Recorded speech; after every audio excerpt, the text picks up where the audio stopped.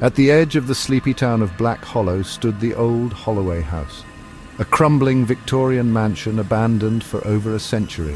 Its windows were shattered, its roof sagged under the weight of time, and its once grand facade was now cloaked in ivy and shadows.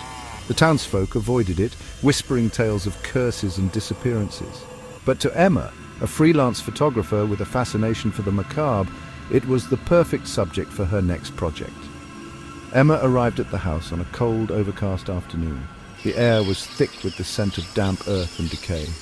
She pushed open the creaking iron gate, its hinges screaming in protest, and made her way up the overgrown path. The house loomed before her, its empty windows like hollow eyes, watching her every move. She stepped inside, her boots crunching on broken glass and debris. The air was colder here, unnaturally so, and the silence was oppressive. Emma raised her camera and began to shoot, capturing the peeling wallpaper, the rotting furniture, and the eerie play of light through the cracked ceiling. As she explored, she noticed something strange. The house seemed to shift around her. A door she had just passed would be closed when she turned back, or a hallway she had photographed would suddenly appear longer than before. She chalked it up to her imagination and pressed on, determined to capture the house's secrets. But then she heard it, a faint whisper, so soft it could have been the wind. She froze, her heart pounding. The whisper grew louder, more insistent, until it became a chorus of voices, all speaking at once. They seemed to come from the walls themselves, murmuring in a language she couldn't understand. Emma tried to leave, but the house had other plans. The doors she had come through were now locked, and the windows were too high to reach. The whispers grew louder, more urgent, and she felt a cold hand brush against her arm. She spun around, but there was no one there. Panicked, she ran through the house, her camera swinging wildly from her neck.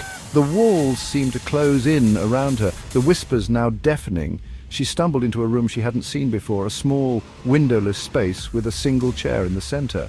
On the chair sat a dusty, leather-bound book. Against her better judgment, Emma opened the book. The pages were filled with names, hundreds of them written in a shaky hand. At the bottom of the last page, she saw her own name, freshly scrawled, as if written in blood. The whispers stopped, the room fell silent.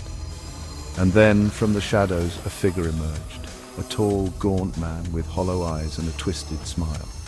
He reached out for her, his fingers long and bony. Emma screamed, but no sound came out. The man leaned in close, his breath cold against her face. "Welcome to the Holloway House," he whispered. "You'll never leave." The last thing Emma saw was the man's smile widening as the walls began to close in, the whispers returning, louder and more frantic than ever. Weeks later, a group of teenagers dared each other to spend the night in the Holloway House. They found Emma's camera lying in the dust, its lens cracked and its memory card corrupted. And on the wall, written in what looked like blood, was a single word: "Stay."